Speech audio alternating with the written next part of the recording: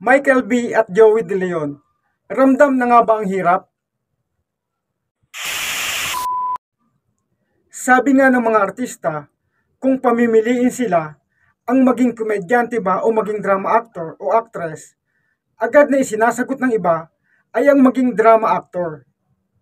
Dahil sabi nga, ay hindi madali ang maging komedyante at magpatawa.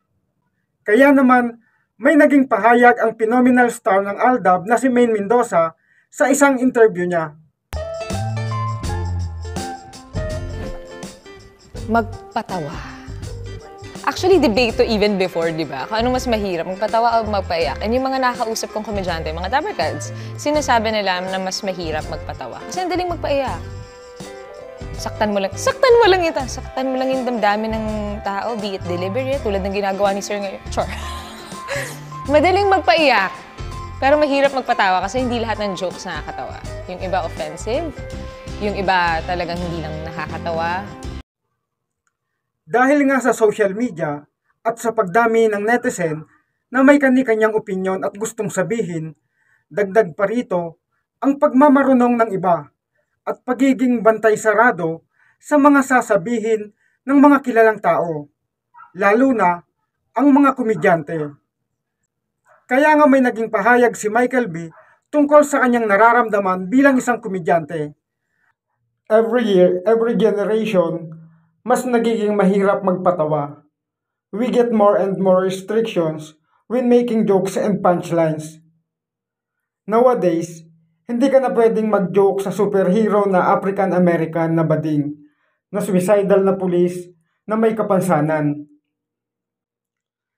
Kahit na ang punchline mo ay walang kinalaman sa race, sa gender, sa mental at physical health ng isang tao, yun at yun ang pupunahin ng mga netizen na mga dalubhasa na ngayon. It takes a certain level of intelligence to come up with a very entertaining punchline, but a very shallow level of opinionated ignorance to destroy. It turns out comedy is less universal than before. What's funny to some may not be funny to others anymore. Pero ang totoong komedyante ay hindi magpapapigil. We learn, we adapt, we persevere. Bagay na sinang-ayunan naman ni Henyo Master Joey De Leon. Dahil isa siya sa nababash at nakikriticize ng mga mapanuring netizen sa kanyang mga pagbibiro at binibitiwan sa EAT sa segment na Gimme 5. Ayon kay Joey De Leon, mahirap na ngayong magpatawa. Marami na ngayong namumuna. Tingin nila mas magaling sila. Sila ang dapat narito pala. Ano ang tawag sa kanila? Kung sa lugar mo'y ang tagal mo na, mas kwela sila palagay nila. Ayun, inggitero at inggitera.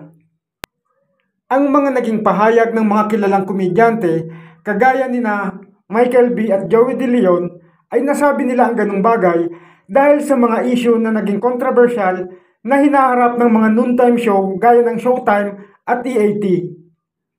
Kaya naman dahil sa mga nangyayaring paghihigpit at pakikialam ng mga netizen, ay napipigilan na ang mga komedyante na magbitiw ng mga jokes dahil maaaring hindi ito maging maganda sa pandinig ng mga netizen at bigyan nila ng ibang kahulugan.